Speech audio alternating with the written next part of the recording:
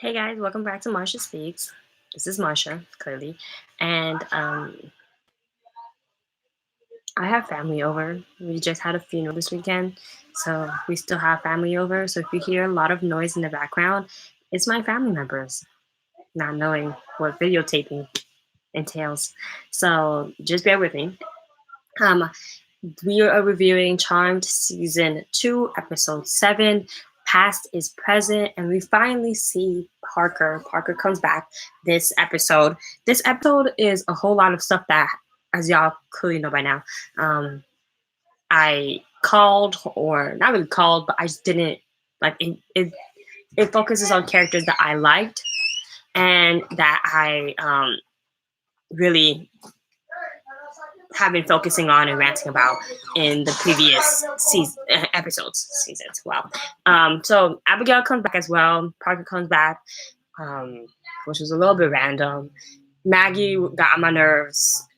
Katrina and Mel finally talked, and Macy and Harry have a little bit of a conversation about what they are, like not really what they are, but like what they can be, right? Again, there's gonna be a lot of back and forth and a lot of noise in the background because there's hella people in my house this weekend. But they're leaving soon, so I love them. I love my family. Anywho, so it starts off. We're just gonna do Maggie's storyline, Mel's storyline, then Macy's storyline. That's how we're gonna do it this episode. So Maggie, they all go to like in the beginning of the episode, they all go to a tree, a hollow tree, and the fruits of the hollow tree make whoever eats the fruits immune to magic, and because of that, it was attacked. And of course, they should have been attacked earlier on, in my opinion, but I guess whatever. It was attacked now, and the droids, which were the beings that were protecting the tree, were all killed off. So there's no more droids, and or I guess of that specific hollow tree, they weren't specific of whether or not this hollow tree was for like the only hollow tree in the world or just that specific area. So the hollow tree is gone. The fruits are dust. The protectors are gone, and they're trying to. Of course, they automatically assume that it's. No, mommy's coming with coffee. Yeah, the hollow tree is gone. The protector's gone. All these stuff are gone. So they're raising the stakes a little bit, and they're trying to figure out who did it. Of course, they went after the person. I thought that it was Abigail. They all agree that 9 times out of 10 it is Abigail because she disappeared on them like the last episode, the episode before, and so Harry goes and tracks her, and she's having a threesome with 2 females. I don't even see what was the point of doing this, of putting it. It's like they're trying to be a little Games of Thrones, but with CW budget and age restriction. So yeah, they finally get Abigail away from the 2 females that she was having relations with, and she's like saying up and down it wasn't her. She's not the one that took the fruit, blah blah blah. She doesn't know, not that she doesn't know anything about the hollow, but she was the one that attacked the hollow, this and the third. And of course Maggie doesn't believe her. Nobody believes her, so she said it's not her, it is Parker. And that's how Parker gets back into the storyline. And to show that it's Parker, she takes a mirror and shows the demons viewing Parker as the overlord. And she was a little salty because she's like, I'm the one that put in all this work. And Parker just swoops in and takes the credit. And I'm like, yeah, I know that sucks. Like, that, well, I agree with her. Like, that's really messed up. Like, she did put in all this work. But you're trying to make us, like, sympathize with her, and I have no sympathy for her. So it is what it is. Like, I still need more backstory to like her witch half. Like, she really wants to be a demon. She really wants to like shed her witch side. And I'm like, why? Like, do you want to be a sociopath? I don't understand. Like, what is this need to completely erase the good side of you? Because she still thinks that Parker is weak and trash because he's not only half human, but also like that he's good. So like, it doesn't make sense. Like, her hatred for all good things in the world doesn't make sense. So But that's the other thing I didn't understand. The mirror only showed demons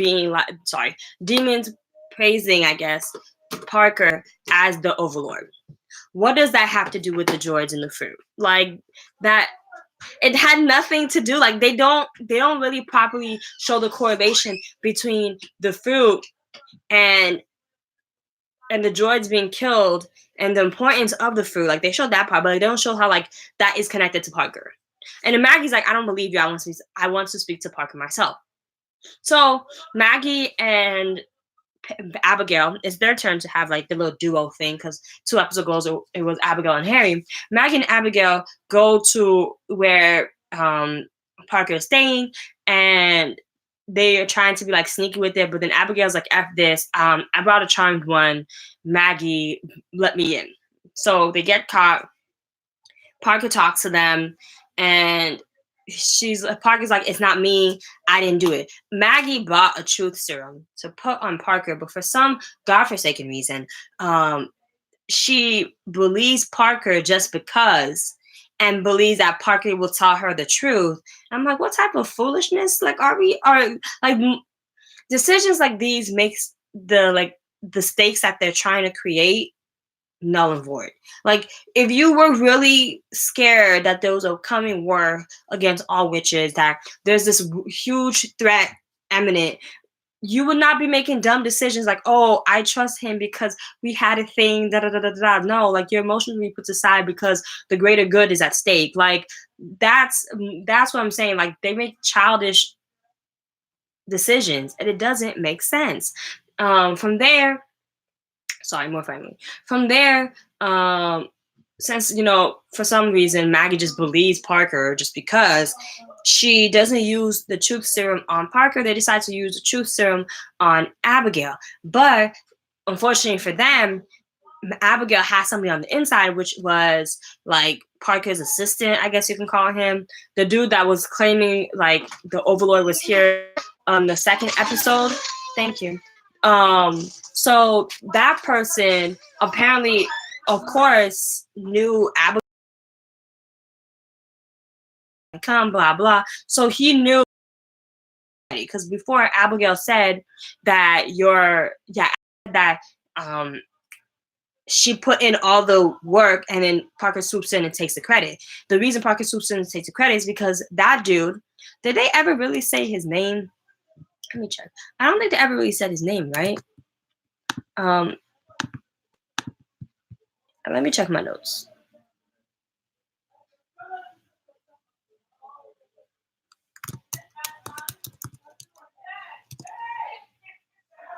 No, I don't think they ever. They just said that it was his henchman, or like he basically acts like a personal assistant. They never really said what his name was. Let's call him George. So George, which is really not that scary of a name because he's really not that scary of a character. Like these villains that are like supposed to be the big bad of the season are not.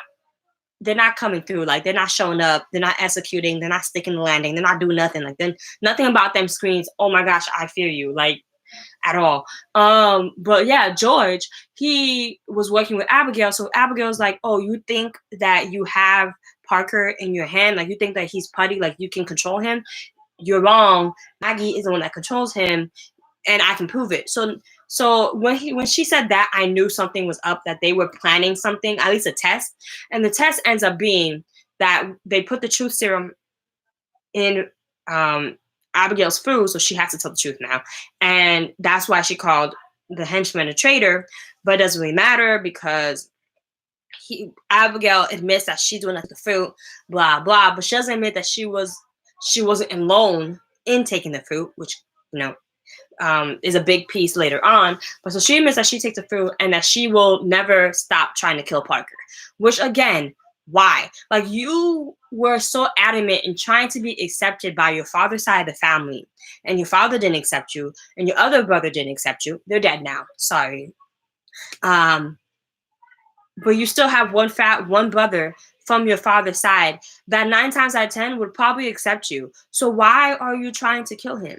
Like, yes, he's taking the work, but it could easily be changed that, oh, he was a false messiah and that the prophecy wasn't him, it was you. Like, there's easier ways to switch the narrative and put you back in the role that you wanted and still have a good relationship with Parker. You can lock the door now.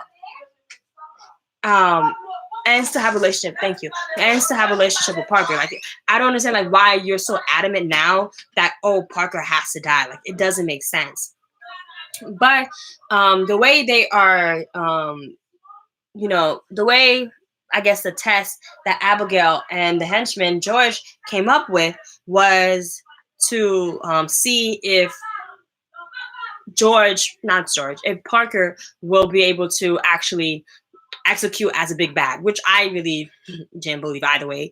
And by doing this is to extract information the demon way, which is torture. They don't have, for some reason, their version of a truth serum where they could just give it to them.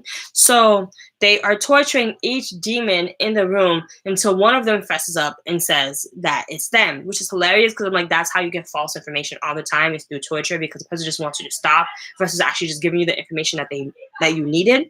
So that's not a very effective way of getting proper information, but whatever. Unless you're 100% sure, know that one of them, like that person is the person that did it, and you want to know details, like torturing a large group of people just to figure out which of the group of the people are the ones that like did what you thought they did, is dumb, because they just want you to stop. Anywho, and then Maggie being an empath, her emotions are her powers. She doesn't want to use torture for the demons. And Parker complies. And I was like, bruh, that of course makes George think that, wait, maybe I really don't have Parker in my hands like I thought I did. Like, I can't really control this dude because Maggie has him wrapped around her finger. So they stop the torture because Maggie says to stop the torture. And they figure out again that Abigail's the one that did it. And later on, like, when Abigail confesses that she will never stop trying to kill Parker, Parker says that I'm gonna execute this bitch. Like, she doesn't like me, I don't like her. We may be family, but we ain't that close. And she admits that she's never gonna stop trying to kill me. So at this point, she gotta go. Like, I completely understand, and I actually agree with Parker. And Maggie says, no, don't do that. And I'm like, I was so confused because I was like, Abigail never showed any type of bond with you. You don't like Abigail. Abigail doesn't like you. Like, yes, stripping powers is, I guess, another effective way of turning them into nothing, because if you strip a demon of their demon power, they're essentially just humans, and other demons don't want to be around them, and they're excommunicated, I guess. But that Abigail is part witch.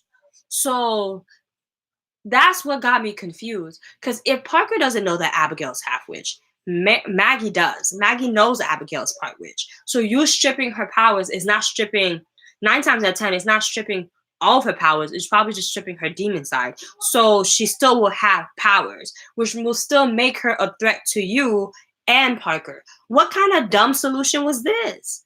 It was like Maggie didn't know stuff. Like, I get Parker not knowing stuff, but Maggie should know this.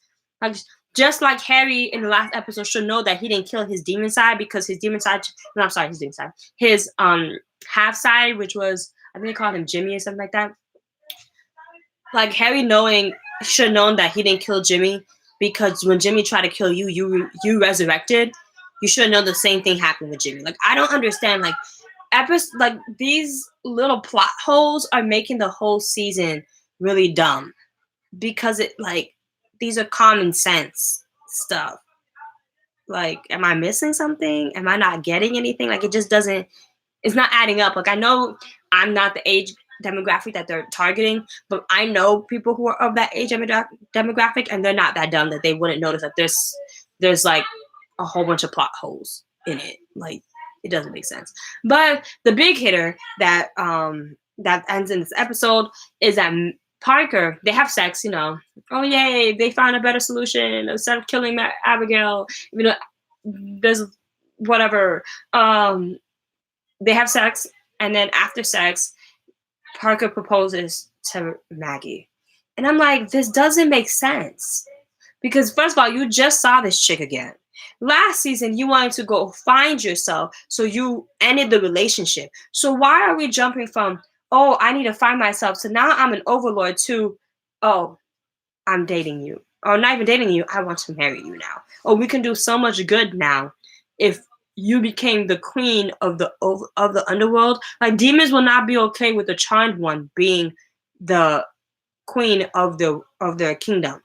Definitely, when in the beginning of the season they said that there was a war against witches, and you want one of your lead people to be a witch. And not even just a witch, one of the most powerful witches. How does that make sense? Like, it doesn't make sense. A lot of their decisions, like, it's cute if they were like regular people, but their positions make it not make sense. And then in the last part of the episode relating to Maggie is that Abigail and George double crossed them. George double crossed them. Abigail does have her powers. Apparently, she still has her demon powers. I'm assuming, because she had a piece of. She took a bite off of the fruit of the hollow tree. So none of the powers. I guess the truth serum part, but magic doesn't affect her anymore. So she could still have her demon side, stripped, but she still has her witch side, and magic doesn't affect her anymore.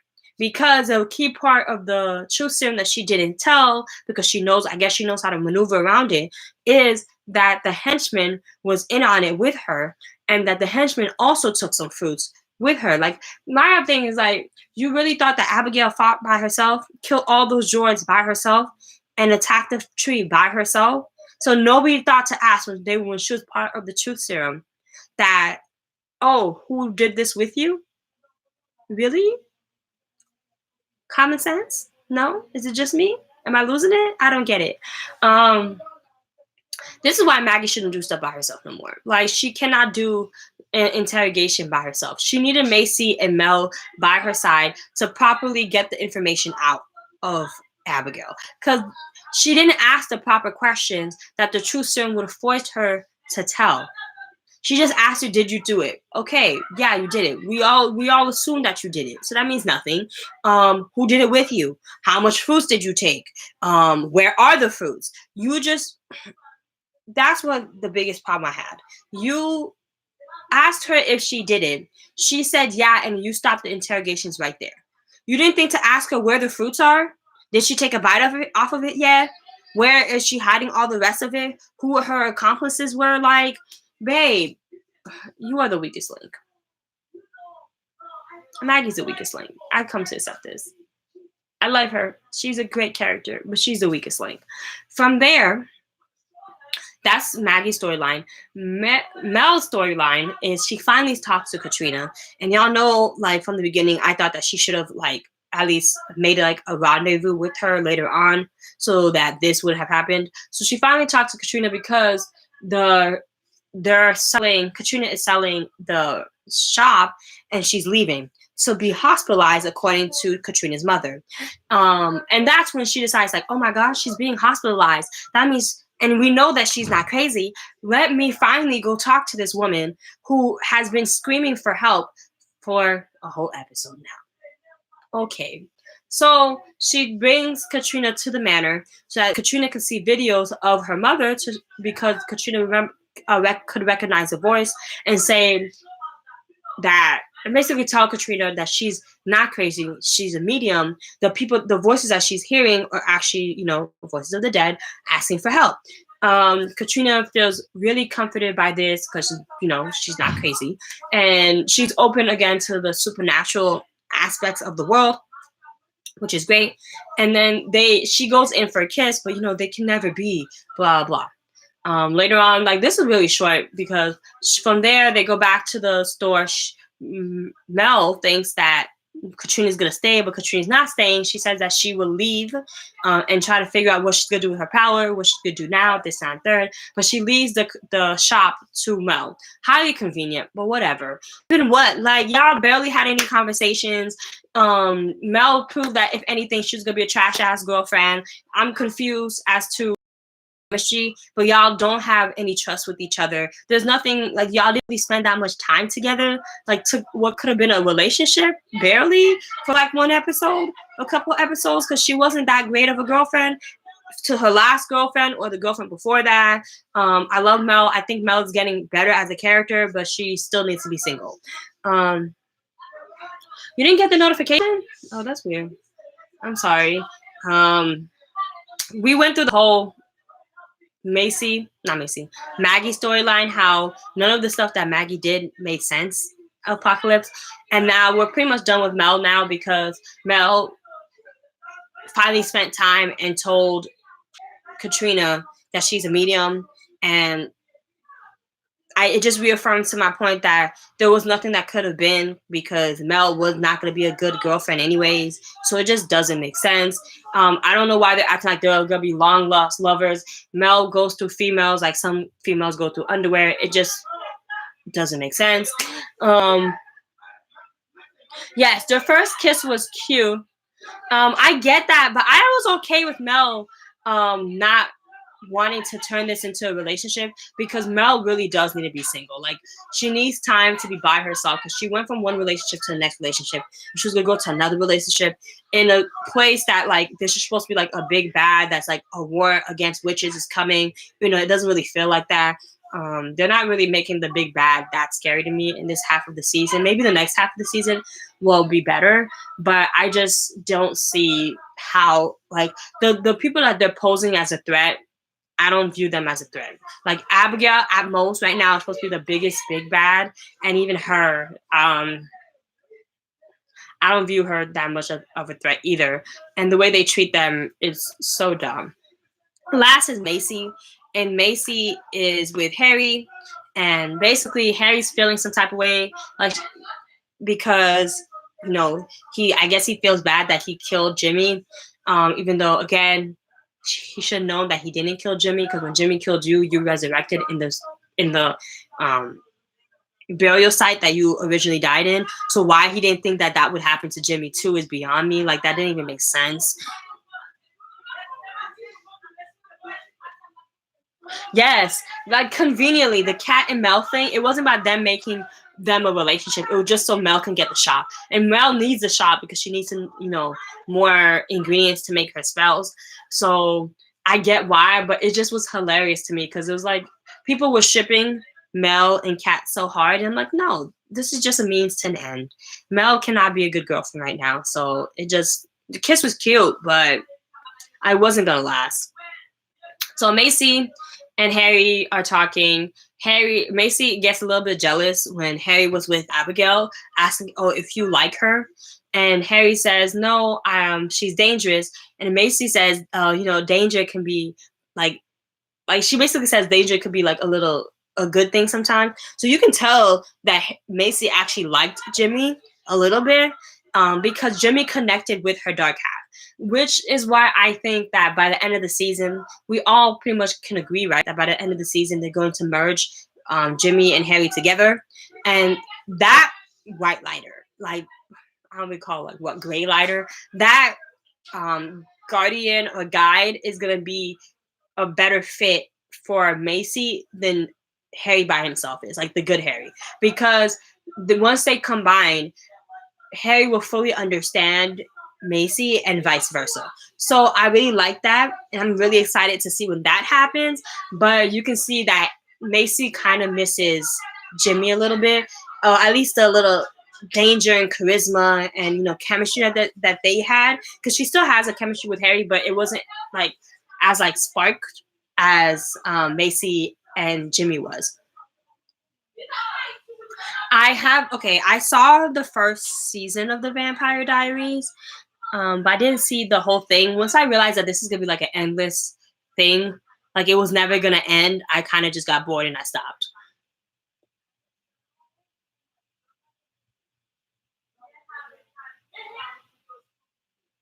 Yeah, both halves balance each other. But yeah, now that the Vampire Diaries is done, I think I'm gonna go back because I did like season 1 and I saw part of season 2 of Vampire Diaries, but again, when it was coming out, it was like Pretty Little Liars to me. Like they were never gonna tell you who A was, so there was no point of continuing watching the show until the very end, because that's when they're finally gonna reveal who A was. So that's kind of how I felt about Vampire Diaries. And Vampire Diaries had so many spin-offs. Like they had one spin-off, and then that spin-off has a sequel. So the story kind of continues. So I think I'm gonna go back and watch Vampire Diaries. So that was the show pretty much. The long story short of it is that Maggie cannot be by herself when she interrogates people because she sucks at it. Like, she's bad at it. Like, how are you gonna take a truth serum, give it to a woman, and just ask one question? Did you do it? Yeah, I did it. Okay, and then they stop the interrogations there. Like, who does that? You're supposed to ask, okay, you did it. Who did you do it with? When did you do it? How did you do it? How many fruits did you take? Did you take a bite off of the fruit? Because the fruit is supposed to, like, make you immune to magic. Like, clearly she didn't take a bite at that point because, the truth serum worked. But, like, who is your accomplice? Is your accomplice somebody trustworthy that is, like, in my inner circle? Like, these are questions. You ask follow-up questions. And then from there, because she was taking the truth serum, you could ask even more, like, random questions. What is the limitations of your powers? Like, who are your allies? Da da da da. Like, if this is supposed to be like a war against witches coming up, and this is the woman that 9 times 10 wanted to be the overlord that might be attacking you, that actually did attack you, and other witches, like, she clearly has a network. Find out about the network. Like, but you just found out if she did it. Like, that was, like, so single-minded and dumb. Like, Jesus save us all. Anywho, from there, let's read the comments. I'm glad that they're keeping Abigail around. She's the only interesting one on there. Yes, Abigail is interesting. I may roast her and go in on her a lot, but I just think that they're hiding a little bit too much, and then they're giving her too much credit. Not even that, just giving her too much credit. Like, she's smart. She found a way to maneuver around the truth serum, so she didn't give extremely valuable information. She just gave information that they already knew. Like, they already thought that she was the one that attacked the droids, and the Hollow. So she just gave them that information without giving them, like, who her allies were and stuff like that. So she's smart. I just think, really, it's just my problem is at this point is with the Charmed ones. Like, they're making dumb decisions, and, like, Maggie's the weakest link, unfortunately, at this point in my mind. Like she really needed Mel and Macy there to interrogate Abigail. But unfortunately, all she had was Parker, who's another weak link. Like, they make a cute couple because they're both weak links. So come at me. I could be proven wrong, but they're just dumb. Yes, and not even that Abigail might kill Parker. I don't think Abigail will kill Parker because a lot of people in their fan base actually likes Parker, so they'll probably figure out a way to get him to go to season 3.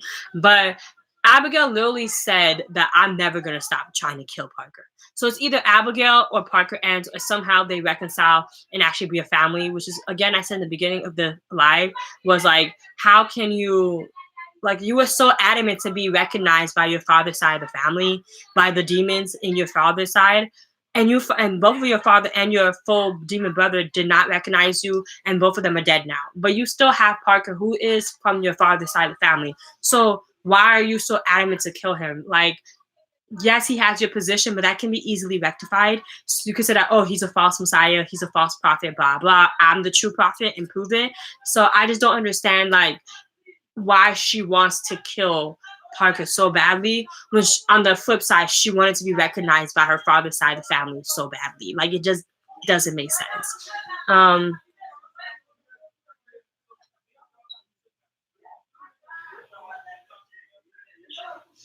Oh, you think that's how Maggie's gonna get her powers back? I think Maggie's gonna get her power back another way. The ring is like a good starter point for her, so eventually they're gonna have to get their powers back. Or figure out, like, maybe once they fully read all of the book of elders, that there's like a spell in the back somewhere that gives them their powers back. Because this witness protection program thing was supposed to be a choice. So that means the witches could have chosen to stay witches. So they probably need there's probably a spell in there that reverses their ability to mask their powers.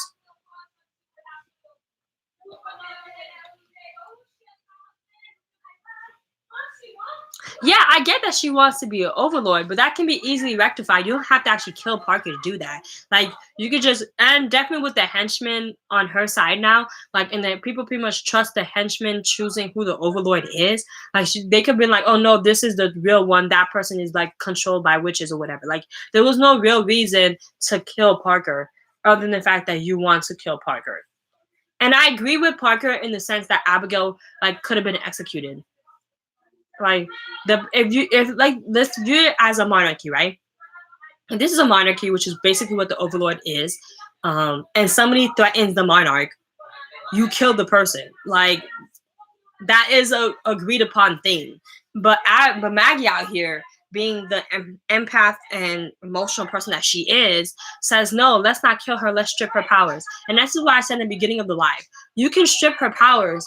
That's fine, but you know, Abigail is part witch, so you know that stripping her powers, like a demon cannot strip witch powers. I think, if anything, that it would only be her demon side is stripped. So you would still leave Abigail with powers and still a threat to Parker and yourself. Like that's why I'm saying that solution was not as smart as they thought it was. Even if the henchmen didn't double cross Parker, like that solution wouldn't have worked because you can't. I don't think you can. I don't think you can suppress witch powers.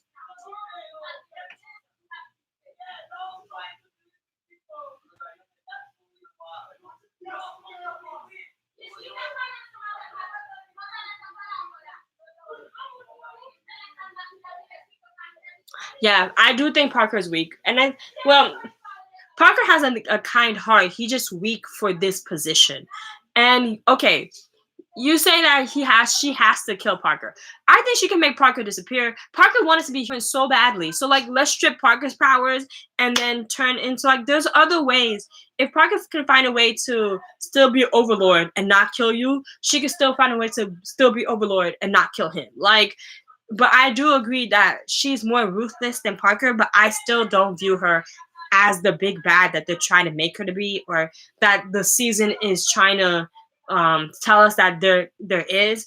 The way they created the stakes in the beginning of the season is really falling flat right now. Like there's supposed to be a battle between the witch and the demon world. That really hasn't happened. There's supposed to be like, oh, this great evil, like who's the master of Jimmy. We still gonna get into that later on in the season, I think.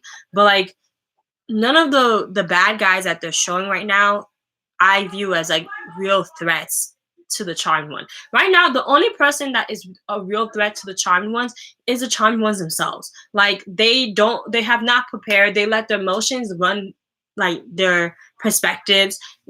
A lot they get themselves distracted very easily. The only person that's really like trying to learn more about like witchcraft and fully preparing for this coming war is Mel. It's like what the heck? Like, are you guys not supposed to be the new elders? Start acting like it.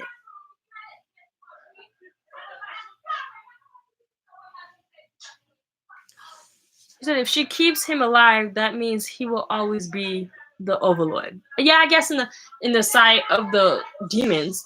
But if she tells the demons that he's half witch, I don't think the demons are gonna really follow him because they don't like take a strong liking to hybrids.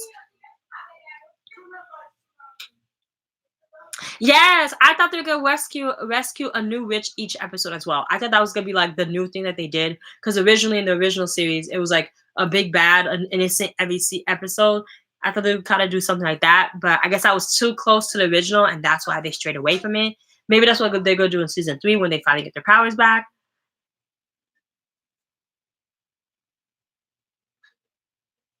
Oh, that would have been really cool. And that's also, I think, a role with the sexist part, like the demons not pledging with her. I think it's also probably because she's a female. But you wanted to be an overlord so badly. You should have like introduced yourself sooner, I guess you can say. But low key, she's striving to get to this position, thinking that this is gonna be like, oh, people will finally accept me now once I'm in this position.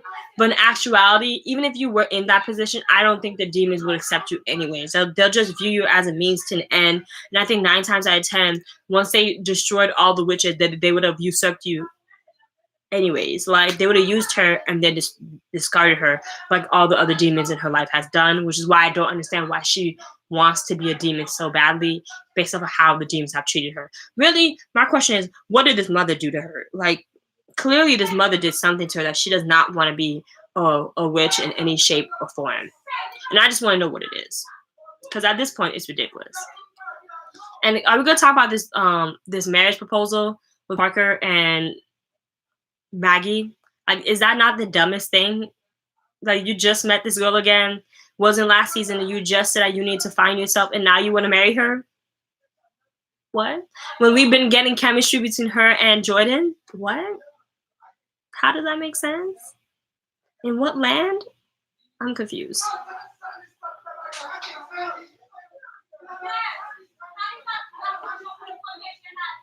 Well, that's it. That's all I have.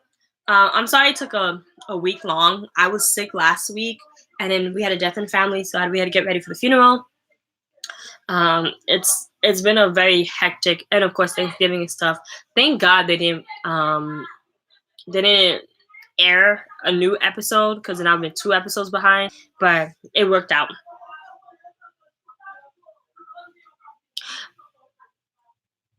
Yeah, not all witches are good, I agree, but she's suppressing her witch side, and I want to know why. Like, they need to give me a backstory to Abigail as a child. Like, every time she tells something about her backstory with her father, it's like crazy disrespectful stuff. Like, he sent assassin demons after you, and you still wanted to meet him, but yet now you still want to be a demon. Like, I just want to know what was her relationship with her mother for her to jump to being a demon, and so like feet first with it. Like, I just don't get it. But they need to introduce another character, or like a twist on the current characters, something, because the bad guys on this season are falling very flat. Last season, the Kane family, they did a good job. This season, I'm like confused as to like who is supposed to be the threat that I'm supposed to be scared of, because I'm not scared of any of them, like, at all. So I'm just confused. But that's it. That's all I got. I will be back next Sunday without the loud background from my family this time. Thank you guys for coming. I'm sorry the notification didn't pop up. I don't know why it's supposed to. Let me know in the comments if anybody else got notifications or didn't get any notifications, because it was supposed to notify you guys that I did a live.